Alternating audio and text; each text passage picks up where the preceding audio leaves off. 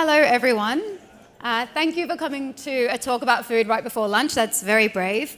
I'm Claire. I'm a full-time eater, which is kind of crazy to say.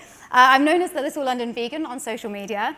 I'm also the ambassador for Ecotricity, who are the world's first green energy company and also the world's only vegan energy company. I've been passionate about encouraging people to eat more plant-based food for about 8 years now.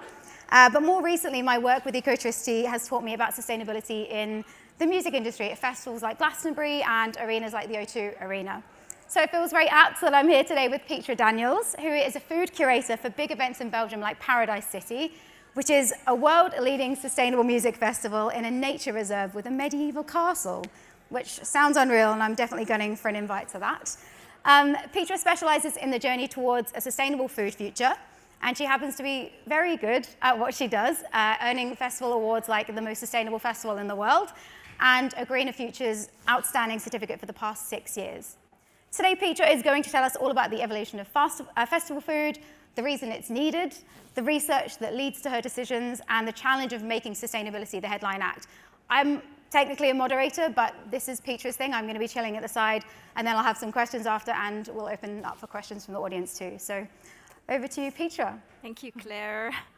Hi, everyone. Hope you're not hungry yet. Well, you will be after this food talk.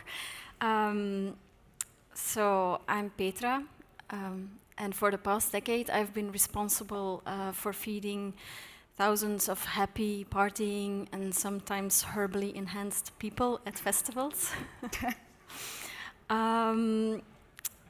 Well, let's be real.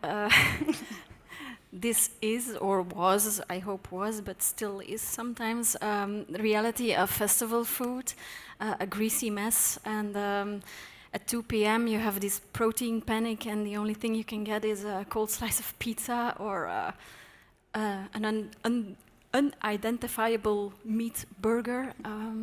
So we hope we can do differently, of course. And thinking about the planet or your own health is not a priority at 2 a.m. So Paradise City, me and my colleagues tried to do it differently, and Paradise City is an electronic music festival in Belgium. And since 2015, we've grown from 5,000 visitors until now, last year, over 50,000 people already.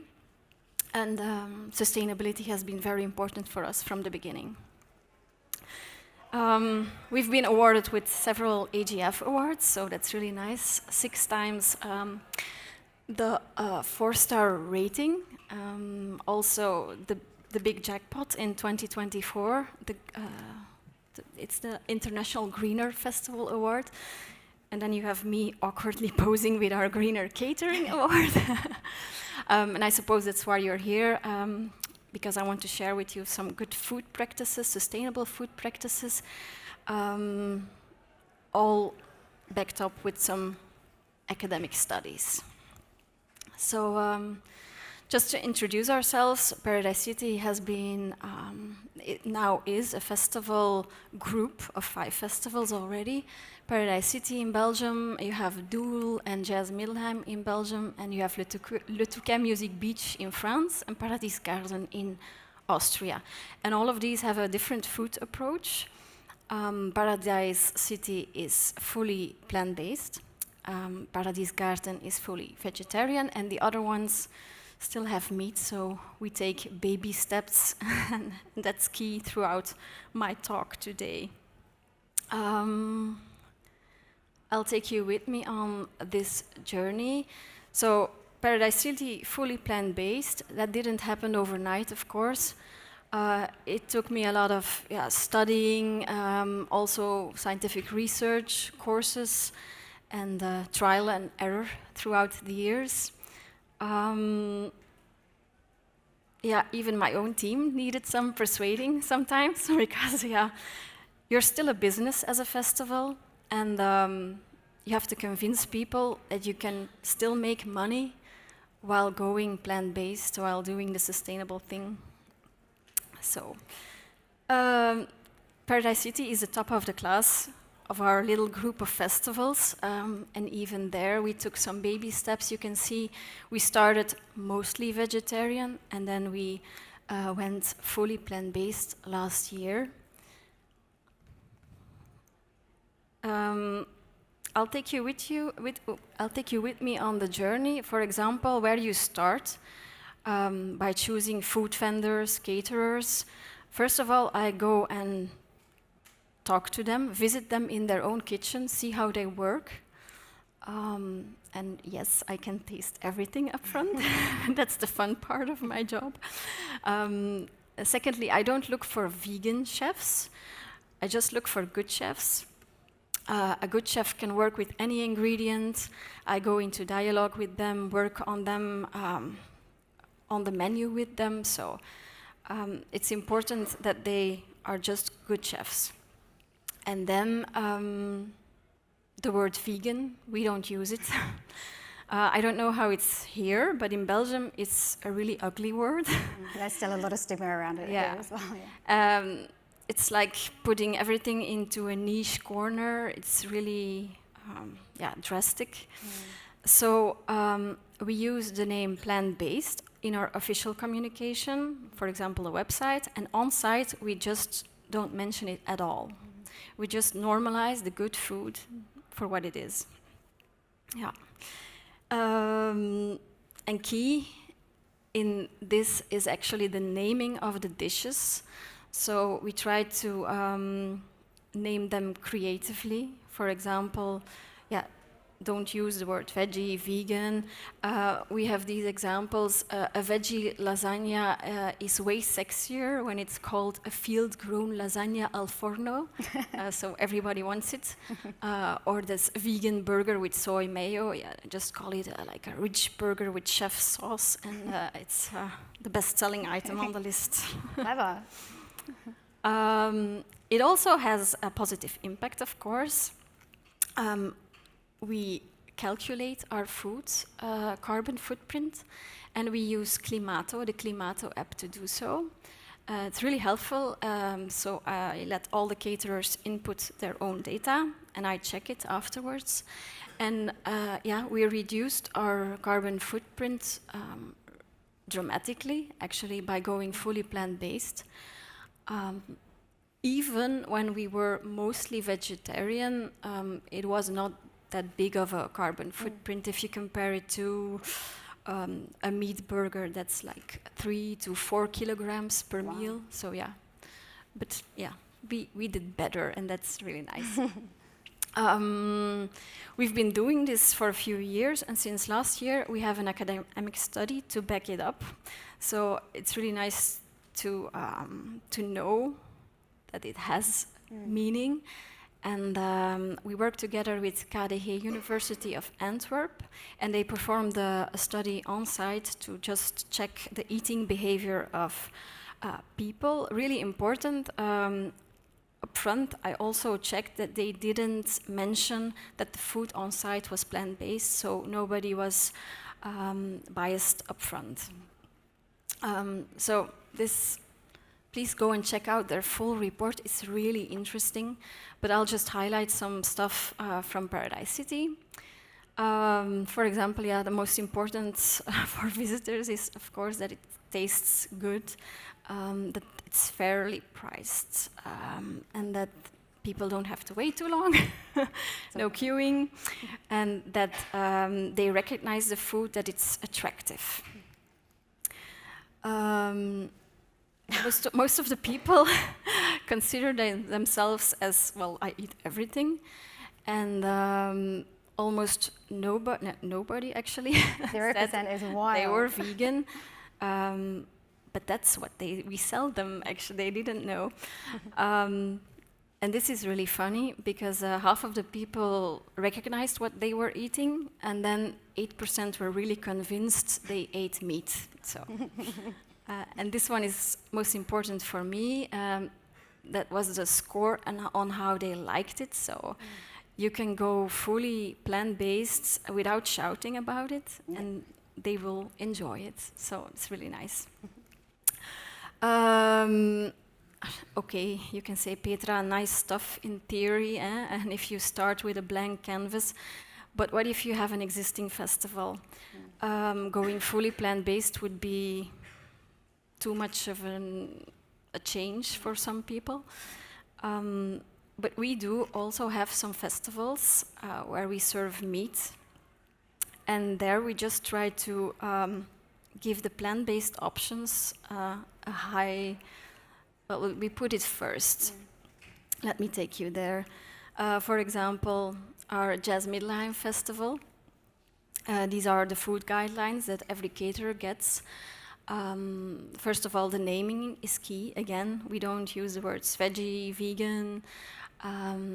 We do creative things with the dishes, like emphasizing the spices you use. We put the most sustainable options first, so veggie or plant-based first, and the meat option last. Yeah, I love that. Yeah. You never ever see that at a festival. Yeah.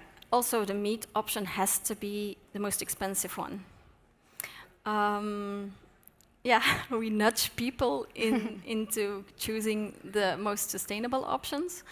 And we also limit the meat to pork and chicken because their carbon footprint is much, much lower than beef or lamb.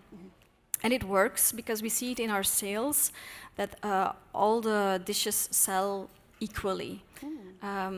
Supposed to, you put the meat first and that would be the big seller. An example of one of our vendors. And then I have some bad examples too of some of our own festivals. So we still need to work on that. Why do I want to show these? Because it would be nice if all of you are aware, if you look at a menu in the future, that you can see, oh, we can do this differently. So, for example,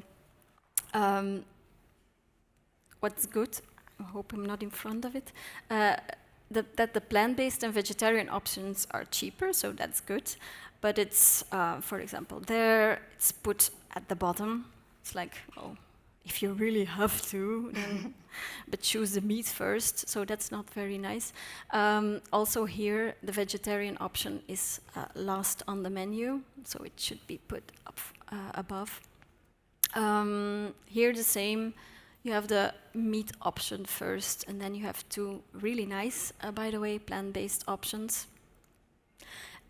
This one is actually a good example also because they used really creative name for their vegetarian sausage. And then this one, yeah, it's like, buy this, and oh, if you really want to, we can dig something out of the bottom of our fridge. It's like, yeah, you can have veggie too. So please don't do that. Well, yeah, and to wrap everything up, what strikes me most out of all of this is that we should be aware of the possible impact we can make. The events industry, actually, we can really drive change, and because we reach so many people, we can